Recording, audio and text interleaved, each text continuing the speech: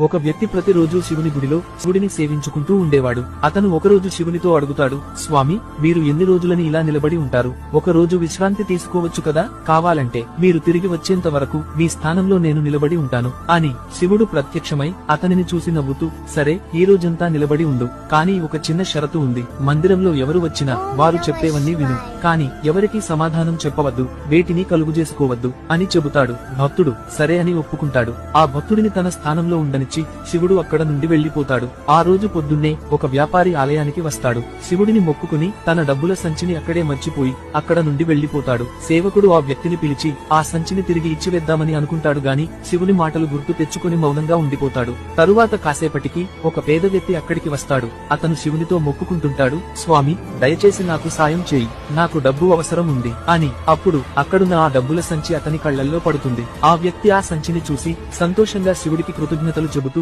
అక్కడ నుండి వెళ్లిపోతాడు. కాసేపటికి ఒక నావికుడు ఆ గుడికి వచ్చి, శివయ్య, నేను నెల రోజుల పాటు సముద్ర ప్రయాణానికి వెళుతున్నాను, నన్ను విపత్తుల నుండి కాపాడు అని మొక్కుకుని అక్కడ నుండి వెళుతుండగా రక్షక భటులు అక్కడికి వచ్చి సంచిని అతనే దొంగతనం చేశాడనుకుని అతనిని పట్టుకుపోతుండగా ఇదంతా చూసిన ఆ సేవకుడు తనను తాను ఆపుకోలేక ఆ భటుల దగ్గరకు వెళ్లి జరిగిన విషయమంతా వారికి వివరించి చెబుతాడు. భటులు అతనిని విడిచిపెడతారు. అలా సాయంత్రం అయిపోతుంది. శివుడు ఆలయానికి తిరిగి వస్తాడు. సేవకుడు జరిగిన విషయమంతా ఎంతో గర్వంగా శివుడికి చెప్పుకున్నప్పుడు శివుడు బదులిస్తాడు, ఎంత పని చేశావో నీకు తెలుసా? ఆ వ్యాపారి అతని డబ్బులు పోగొట్టుకోవాలి, అదే అతని కర్మ. ఎందుకంటే ఆ డబ్బు అతను అన్యాయంగా సంపాదించుకున్నది. ఆ డబ్బులు ఆ పేదవాడికి దొరకాలి. అతను ఆ డబ్బుతో తన కూతురికి వైద్యం చేసుకోవలసి ఉంది కాబట్టి. ఇక నావికుడు విషయానికి వస్తే అతను ప్రయాణించవలసిన నావ తుఫానులో మునిగిపోబోతోంది. అతను భటుల చేతులలో బందీ అయి తీరాలి. దానివలనే అతని ప్రయాణం ఆగిపోతుంది. అతని ప్రాణం కాపాడబడుతుంది. ఇప్పుడు నువ్వు కర్మఫలంలో జోక్యం చేసుకున్నావు. పేదవాడిని భటులు పట్టుకునేలా చేశావు.